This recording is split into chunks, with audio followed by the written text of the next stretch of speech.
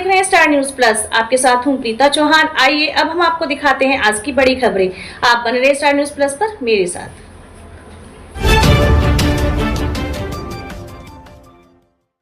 भाजपा कार्यालय पर समान नागरिकता संहिता पर आधारित कार्यशाला का आयोजन। भाजपा जिला कार्यालय रुड़की पर समान नागरिक संहिता पर आधारित कार्यशाला का आयोजन किया गया, जिसमें प्रदेश अध्यक्ष एडवोकेट इंतजार हुसैन और भाजपा जिला अध्यक्ष डॉक्टर मधु सिंह ने समान नागरिक संहिता के विषय में विस्तार से जानकारी दी। समान नागरिक संहिता का उद्देश्य देश के सभी नागरिकों के लिए एक समान कानूनी व्यवस्था प्रदान करना है, जिससे कि सभी नागरिकों को समान अधिकार और सुरक्षा प्राप्त हो सके। इस संहिता में विवाह, तलाक, गुजारा भत्ता, उत्तराधिकार और गोद लेना जैसा विषय पर विचारों से चर्चा की गई।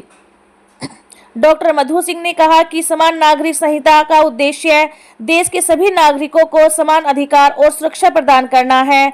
उन्होंने कहा कि यह संहिता देश के सभी नागरिकों के लिए एक समान कानूनी व्यवस्था प्रदान करेगी, जिससे कि सभी नागरिकों को समान अधिकार और सुरक्षा प्राप्त हो सकेगी। स्टार न्यूज प्लस के लिए उत्तराखंड की रुड़की से एमडी चौधरी पूजा रानी की रिपोर्ट। समाज में होंगी तो जब धार्मिक जो हमारी धार्मिक चीजें हैं उस पर कहीं भी कोई खिलवाड़ नहीं किया गया है। सारी चीजें धर्म के आधार पर होंगी, लेकिन कानून जो है वो यूनिफॉर्म सिविल कोड के आधार पर चलेगा, यूसीसी के अनुसार चलेगा। जो यूसीसी के अंदर मैंने पहले बताया कि जो सबसे पहले महिलाओं को जो सशक्तिकरण करने के लिए सरकार ने जो कदम उठाया है, पहला कदम कि ये प्रॉपर्टी का हक हो, दूसरा तलाक इतनी आसानी से ना हो, चौथा कि वो विवाह कर ले रहा है, 4-4, 5 विवाह हो जा रहे हैं, तो उसमें ना तो देश का विकास हो पा रहा है, ना उनको बच्चों का सशक्तिकरण हो पा रहा है। तो इसलिए सर्वधर्म समाज के लिए सबको समानता का अधिकार सरकार ने दिया है।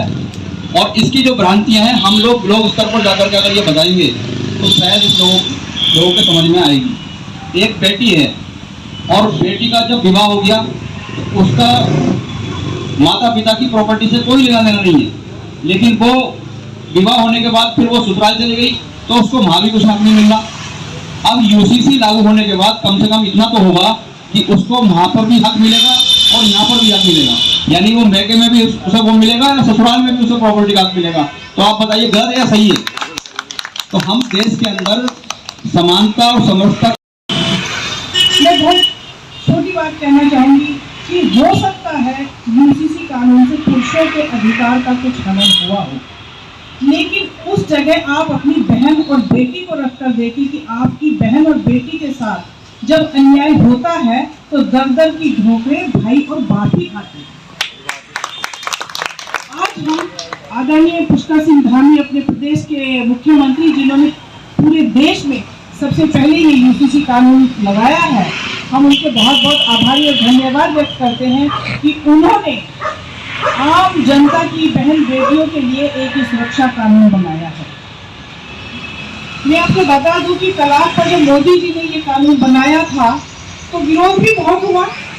अभी भी यूसीसी कानून का कुछ लोग विरोध कर रहे हैं, लेकिन हम अकबरपुर घोसीपुरा गांव में थे, हमारे सांसद जी आदरणीय रमेश पोखरियाल निशंक जी थे, हम वहाँ एक सभा कर रहे थे, तो बहुत भीड़ थी, सभा चल रही थी, निशंक जी भाषण दे रहे थे। एक व्यक्ति सबको हटाता होता है, अरे मुझे मिला भाई, बैठ ना मुझे सांसद जी से मिलना है, चलो भाई पहले इसे मिलाओ, बहुत बड़ा पूरी रहे। उसने बड़े खुश होकर माला लेके पहनाई माला और कहा कि मोदी जी ने हमारी बहन बेटी की सुरक्षा के लिए जो कदम उठाया है, हम मुस्लिम समाज उसे कभी भूलेगा नहीं, क्योंकि पीड़ित हमारी भी बहन बेटियां होती थी।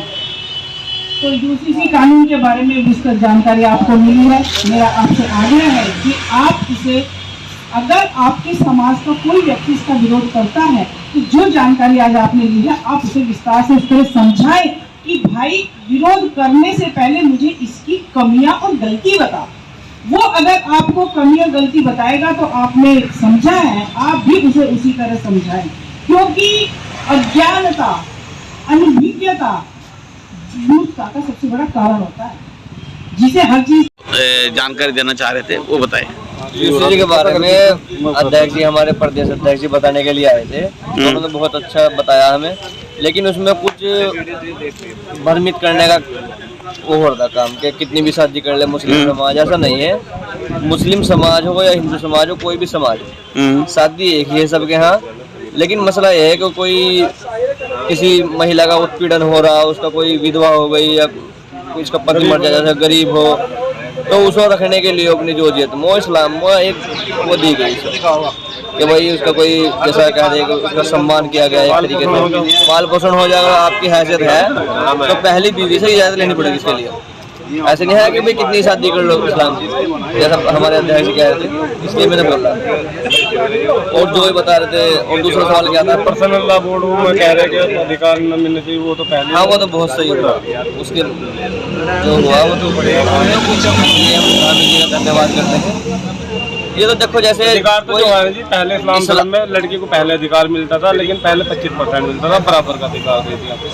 हाँ, पहले भी मतलब लड़की का हिस्सा पहले मिलता था इस्लाम धर्म। और ये बहुत अच्छा हुआ जी, इसके लिए भी मतलब स्वामी जी का बहुत बहुत धन्यवाद। क्योंकि जो अधिकार है वो सबको बराबर दिया जा रहा है। ये हकीकत है जी, माँ बाप को अधिकार नहीं मिलता था पहले, माँ बाप को भी अधिकार मिलेगा इसमें। हाँ, जो 3 तलाक है, 3 तलाक इस्लाम में पहले भी कहीं नहीं थी ना अब है। ये तो एक व्यक्तिगत मामला, कोई कैसे भी कर रहा, उससे कोई पूछना नहीं जा रहा। जैसे मौलवी होते हैं, हाफिज साहब होते हैं, जैसे भी कोई निकाह पढ़ाता है, ऐसे ही हमारे यहाँ तलाक का प्रावधान है।